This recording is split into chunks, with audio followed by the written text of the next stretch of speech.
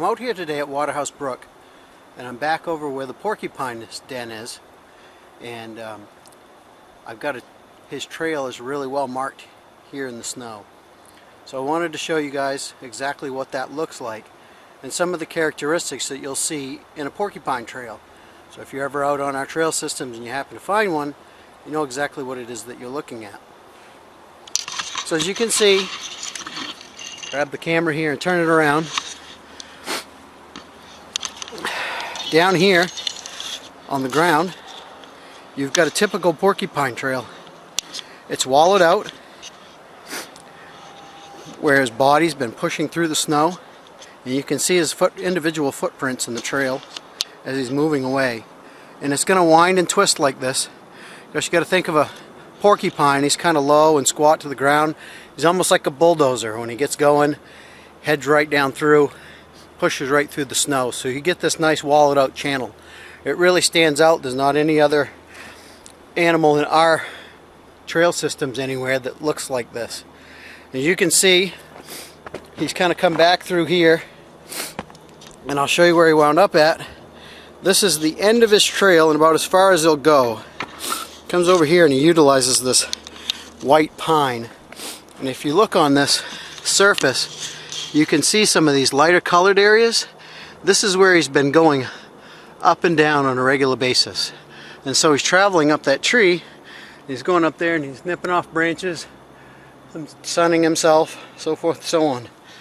So I'll head on down the trail a little bit, give you guys an idea of what it looks like.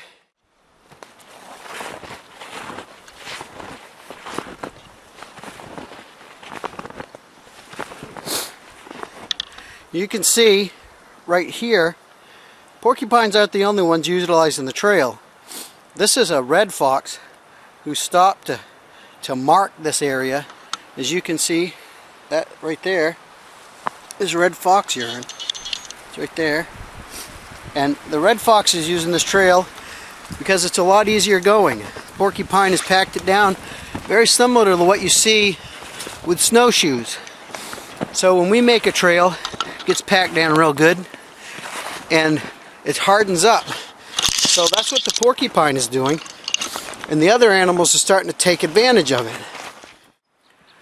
Alright, so just above the den where the porcupine is living, his trail sort of split. He went off in this direction for a little bit, not as often as he goes that way, and came over here to investigate. And the reason he came here was this particular tree right here. It's actually eastern hemlock, and eastern hemlock is one of the porcupine's favorite winter foods. I don't know if you can see this real well right here, but this branch has been cut off neat and clean at 45-degree angle.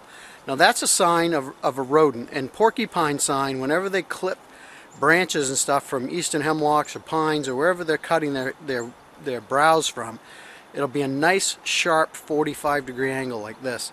So if you come across that below a tree, you see a lot of branches down on the ground where there's a nice clean 45-degree angle in the wintertime like this, and you know there's porcupine in the area, you can be pretty sure that's what that is. Red squirrel will also nip branches like this, but they tend to take smaller branches. You can see the diameter of this is maybe half the size of a pencil. So that's something to kind of keep an eye out for too. If you see a lot of branches down on the ground, go over and investigate. Might be that there's a porcupine using that tree. So here's the porcupine's den. As you can see, he goes up through here, and he travels right up this hillside on a regular basis, and heads up to that white pine where he feeds, and comes back here to rest. And he comes down and stays in this little hole. Some kind of cool things down here for you to see. If you look in the trail itself, you can see that there's actually some claw marks where he's climbed up through. And a little bit further up, get up here and get it to focus, you can see that there's actually some hairs right there in the trail. So every once in a while they'll shed a quill or something like that. So when you're checking out the actual trail, go ahead and look. Every once in a while they come loose, and they'll be left behind in the trail.